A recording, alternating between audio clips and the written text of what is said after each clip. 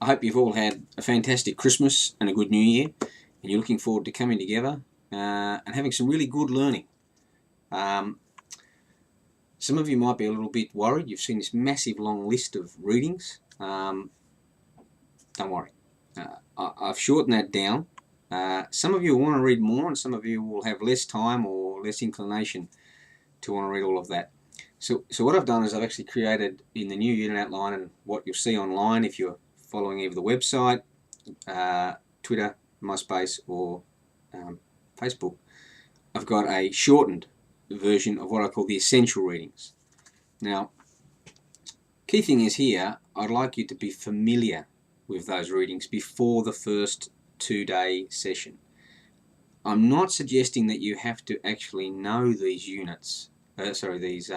readings perfectly. I wouldn't expect that of you.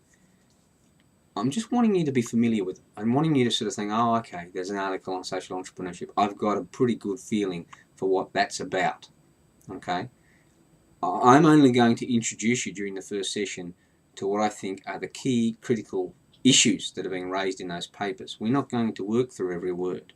All right? We're looking for the key issues, the essence of those things. Okay? So the key thing before the first workshop is be familiar with the half a dozen or so key essential readings. You don't have to worry about the rest at this stage. They're only there for your future reference if you need them. Okay, you may not even get to them. It's entirely up to you. In the first workshop when we meet, I'm going to run through the key ideas that are in those papers. And what I'd like us to then be able to do is to workshop the ideas. Where do we actually see how those ideas are relevant to the lives that we live? Okay, so all you really need to do in that first workshop is come along with an open mind and be willing to discuss and think about how the ideas that are unfolding in front of you actually relate to the life you're living, and be prepared to share your views and your understanding as it's emerging in the workshop with the fellow people in the room. After we finish those first 2 days, we're going to provide you with access to Milo, which is the University of Tasmania's web platform, where you can simply come on and engage with the other students in an online discussion. We'll do this for 3 weeks. We'll do 2 separate discussion topics, and we'll discuss what those topics are going to be in the workshop. In a sense, they'll actually emerge from the workshop. Okay, we're not trying to assume right here and now that we know everything in advance of what you need to know. Some of it will emerge as we're going through this process, once we actually see who's in the room and what you're all about and what you're interested in and what you'd really love to achieve from the unit. So we'll go through this process for 3 weeks. It'll help you to try and gain a sense of how you relate to the ideas and how your opinions on these ideas differ from the other students in the class, and how they're similar to the other people in the class. What does this matter? Does it matter at all? Does it matter in the way you're thinking about your particular personal situation in these ideas? Okay, so that's the aim, to try and really flesh out not just your understanding, but what your feelings are and your opinions are in relation to these ideas. So we'll do that in between the 2 sessions. When we come back to the 3rd session, I would expect of you to have created a presentation which demonstrates your understanding of all of these issues, which you can share with the rest of the class. Now, we may do this in small groups, we may do this as individuals. We'll discuss that in the first session. Okay, but what we're really looking for is for you to step up and demonstrate your understanding of the concepts that we've worked through, and we'll follow that by a debrief where we'll actually go through and try and make sense. Well, what does it all mean? How does this knowledge that we're developing, how are we going to be able to use it? How does it all make sense? The feedback that you get in this 2nd session will feed into an action plan. And again, don't worry about the formats. We'll work out what that's going to look like. But essentially, it's your way of being able to further demonstrate that you understand the obstacles and the opportunities that exist in your region for you to engage in forms of innovative or entrepreneurial behavior. Okay, so let's just recap. I'm not looking for you to walk into the class being an expert on these things. Despite the fact that it's an intensive mode delivery, we can actually break it down into, let's become familiar before the first class. Let's develop a more comprehensive understanding of what we're actually dealing with in the first class. Let's discuss the issues from a real, what do I feel, what am I think about these issues as they relate to my own personal feelings in between the sessions.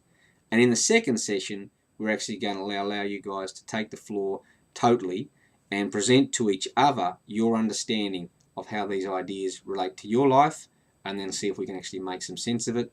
That'll be followed up by an action plan, which is just your way of showing me that you actually not only understand the concepts, but you have developed a capacity for thinking about, well, if I was going to move forward with this way of thinking, this is what would be in front of me. Here's the obstacles, here's some opportunities, this is what I actually wanted to be doing. Now, I think I might have mentioned in the last video, the welcome, that my approach to teaching is very much geared around trying to develop something in you as a student. It's not about me. You'll see me trying to sort of wander to the left or even to the back of the room, because I want you guys to be up. It's based on a concept called the reasonable adventurer. Essentially, what I'm trying to do is I'm asking you guys to come along and find a balance between being a skeptic and a believer. You'll read something when you become familiar with the literature, but what I would like you to actually do is to read it from a skeptical position. I want you to challenge yourself to say, well, you know, this guy Colin, he must know something, otherwise why would he be coming to teach it? I would rather you take the position, I don't think Colin knows anything. He's just been asked to come along and do this. All right? Back yourself to be able to make sense of when something is true for you, when it relates to your situation. Okay? So you try and find this balance between what you believe and what you're skeptical of. That's your job as a learner. Okay? Not to default to what I might think, but for you to take and create your own positions. Now, the way the class will unfold is that I'm looking for you guys to work very closely with each other. I'm also very interested in how we can actually form friendships in the class and how they can actually assist our learning.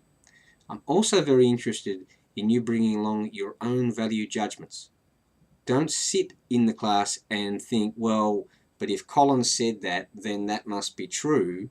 I'm interested in you being able to demonstrate your own independence of thought. You know, well, in my situation, that's not the way it happens.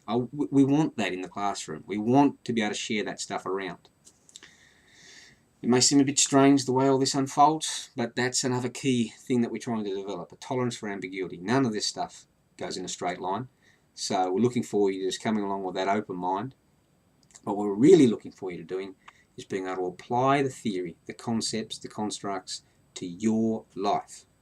I don't intend to show you too much in the way of case studies of how this stuff relates to someone in America or in the UK. I'm interested in your region, and you know more about your region than I do.